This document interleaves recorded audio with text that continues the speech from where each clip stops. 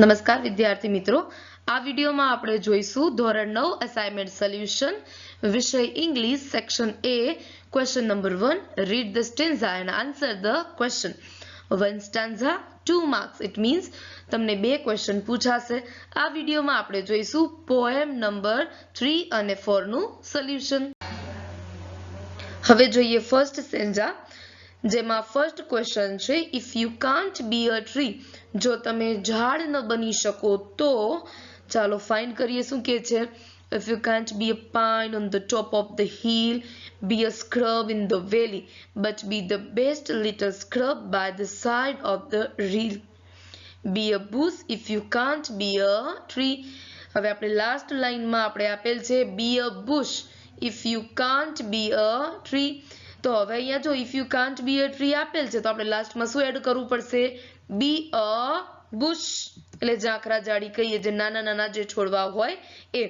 if you can't be a tree, be a bush. What does the poet advise if you can't be a pine on the top of the hill? So first of all, we just need to identify our principal sir. Does is principal sir of this sentence. કે આ સેન્ટેન્સમાં does શું છે? Principal sir છે. એના just પાછળ શું જોઈ શકીએ છીએ? Yes, we can see the subject of this sentence. The poet does પાછળ જશે એટલે એડવાઇસ શું થઈ જશે? Advises. The poet advises if you can't be a pine on the top of the hill. આપણે અહીં સુધી એમના એમ જ, પછી મૂકીશું કોમા. હવે જોઈએ કે જો તમે પાઇન ન બની શકો તો શેની વાત કરે છે? Be a scrub. The poet advises if you can't be a pine on the top of the hill. આપણે એમના એમ જ લખી દીધેલ છે. પછી આ પ્રશ્નાર્થ ચિહ્ન કાઢીને કોમા મૂકીને શું લખેલ છે? be a scrub. પાછળ ઇન ધ વેલી લખવું હોય તોય ભલે, અને અહીં be a scrub સુધી રાખવો તો પણ આપણો આન્સર રેડી જ છે. Now let's see the second stanza. The first question is, what does the poet advise if you can't be a muskie? એટલે નાની આપણે મોટી માછલીની વાત કરે છે. તો what does the poet advise if you can't be a muskie? જો તમે મોટી માછલી ન બની શકો તો શું બનવાની પોએટ એડવાઇસ આપે છે? The poet advice શું થઈ જશે? Advises. The poet advises if you can't be a muskie, તો પછી શું બનવાની વાત કરે છે? ચલો ફાઇન્ડ કરી દઈએ. If you can't be a muskie, then just be a bass. એટલે આટલું બધું એડ કરવાની જરૂર છે નહીં. તો લખશું કઈ રીતે? The poet advises if you can't be a muskie. આ પ્રશ્નાર્થ ચિહ્નની જગ્યાએ અલ્પવિરામ. Be a bass, but the liveliest bass in the lake. એટલે આપણે આ રીતે આન્સર આપી શકીએ. Be a bass, but be the liveliest bass in the lake.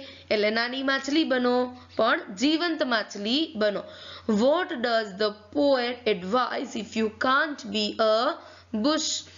The poet advises શું થઈ જશે? does પાછળ જશે એટલે advises. The poet advises if you can't be a bush, તો પછી શું બનવાની વાત છે? Be a bit of the grass. એટલે કેવી રીતે લખશું? તો હવે આના પાછળ આ પ્રશ્નાર્થ ચિહ્નની જગ્યાએ કોમા, અને પછી શું લખાઈ જશે? Be a bit of the grass. એટલે ઘાસનું તણખલું બનવાની વાત કરે છે. The poet does પાછળ ગયું એટલે advises. If you can't be a bush એમના એમ જ, પછી અહીંયા અલ્પવિરામ, અને અહીં મળ્યો આપણે જવાબ be a bit of the grass. હવે જોઈએ થર્ડ સ્ટાન્ઝા, જેમાં ફર્સ્ટ ક્વેશ્ચન છે write the rhyming words in the stanza. આ રાઇમિંગ વર્ડ્સ એટલે શું? જેને આપણે ગુજરાતીમાં કહીએ છીએ અંત્યાનુપ્રાસ. એટલે અંતે આપેલ જે શબ્દો છે એમાં આપણે સરખો ઉચ્ચાર જોવા મળતો હોય. સ્પેલિંગ ભલે ને અલગ હોય પણ ઉચ્ચાર કેવો હોય? સરખો હોય. એને આપણે શું કહીએ છીએ? Rhyming words. તો અહીંયા છે crew and dew, here and near. So crew and dew and here and near શું છે? Rhyming words. આપણે એક્ઝામમાં આ રીતે લખી શકીએ છીએ. crew and dew, here આપણે ડુ વાંચીએ છીએ પણ ખરેખર કરેક્ટ પ્રોનાઉન્સિએશન ડ્યુ એવો થાય છે. grew and drew here and near. Chalo, the second question is, what does the poet say in this stanza? Poet આ સ્ટાન્ઝા માં શું કહેવા માંગે છે? તો પહેલા તો લખવું કે the poet the poet does છે એટલા માટે say નું શું થઈ જશે? says. The poet says there is something ની જગ્યાએ શું મૂકી દઈશું? some work. There is some work for all of us to do. એટલે આપણા બધા માટે કંઈક ને કંઈક કરવાનું તો છે જ. હવે આપણે પોતાની રીતે પણ લખી શકીએ અને બીજી રીતે પણ આન્સર આપી શકીએ. પહેલા જોઈએ કે પેરેગ્રાફ એટલે મીન્સ સ્ટાન્ઝા માંથી કેવી રીતે આપવો. That's big work and leisure work to do. કે અહીંયા આપણા બધા માટે નાનું કે મોટું કામ કરવા માટે તો છે. લખશું કઈ રીતે આન્સર? તો એ જોઈએ. The poet says there is some work for all of us to do. અને પછી એડ કરીશું it does not matter. હવે એમાં કઈ ફરક પડતો નથી. if the work is big or small, કે જે કામ છે એ નાનું છે કે મોટું છે એમાં કોઈ ફરક પડતો નથી. The poet says that there is some work, something ની જગ્યાએ some work for all of us, આપણા બધા માટે, to do કરવા માટે, and it does not matter માં કોઈ ફરક પડતો નથી if the work is big or small. એટલે પોઈન્ટ આપણે આવું કહેવા માંગે છે, કામ નાનું હોય કે મોટું છે આપણા બધા માટે કરવા માટે કંઈક ને કંઈક છે. હવે નાના કામને કેવી રીતે કરવું, વ્યવસ્થિત રીતે કરવું એ આપણા પર ડિપેન્ડ કરે છે. હવે જોઈએ ફોર્થ સ્ટાન્ઝા. એમાં ફર્સ્ટ ક્વેશ્ચન છે, if what does the poet say about success and failure? Means કે પોએટ જે છે કવિ સક્સેસ એટલે સફળતા અને ફેલર એટલે નિષ્ફળતા વિશે શું કહે છે? The poet does પાછળ જશે એટલે સેનું શું થઈ જશે? says.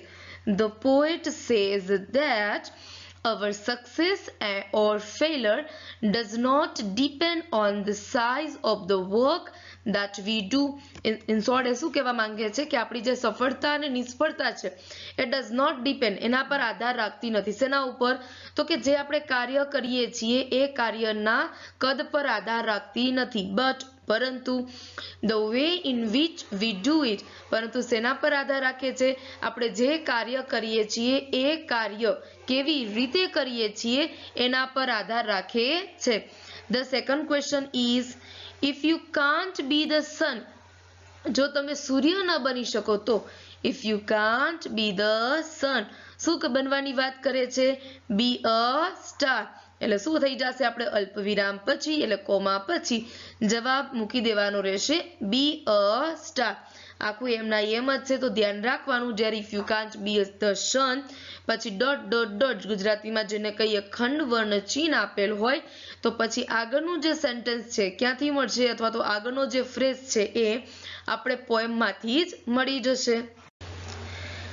Now let's see the solution of poem number 4. હવે અહીં એક જ સ્ટાન્ઝા એટલે આપણે આ જ વિડીયોમાં સાથે લઈ લીધેલ છે. What does the wind do? Wind એટલે પવન શું કરે છે? તો wind શું કરી શકે કરે છે? તો wrinkle water. wrinkle એટલે કરચલી પાડવી, એ પાણીમાં કરચલી પાડે છે. લખશું કઈ રીતે? The wind does પાછળ જશે do હોવાથી કઈ ક્રિયા છે? wrinkle કરચલી પાડવાની. The wind wrinkles water of sea. The wind wrinkles water of sea. The second question is, what did the poets not know about the sun? હવે આપણે અહીં જો નકાર વાક્ય છે તો નકાર હોય કે પ્રશ્નાર્થ હોય ત્યારે સહાયકારક ક્રિયાપદ સાથે જોઈએ છીએ એટલે પ્રિન્સિપલ સર સાથે જોઈએ. તો હવે ડીડ કદાચ આપણે પાછળ મૂકીશું તો હવે નોનું ન્યુ થઈ જશે નહીં, કેમ કે નોટ હોવાથી ડીડ છે નોટની આગળ આવશે. The poets ડીડ પાછળ જશે did not know, શું નથી જાણતા? did not know that, નથી જાણતા કે the sun could splinter a whole sea, એટલે આખે આખા દરિયાના સ્પ્લિન્ટર એટલે ભાગ પાડવા. એ જાણતા નતા કે સૂર્ય જે છે એ આખા દરિયાના પાણીનું શું કરી દે છે? 2 ભાગમાં વિભાજિત કરી દે છે. એવું કોણ નતા જાણતા? તો કે કવિયત્રી જાણતા ન હતા. એટલે આપણે આ રીતે લખી શકીએ છીએ. તો અહીંયા આપણે પોએમ નંબર જેટલી પોએમ આપેલ હતી, પોએમ નંબર 1, 3 and 4, એ ત્રણેયનું સોલ્યુશન અહીંયા આપી દીધેલ છે.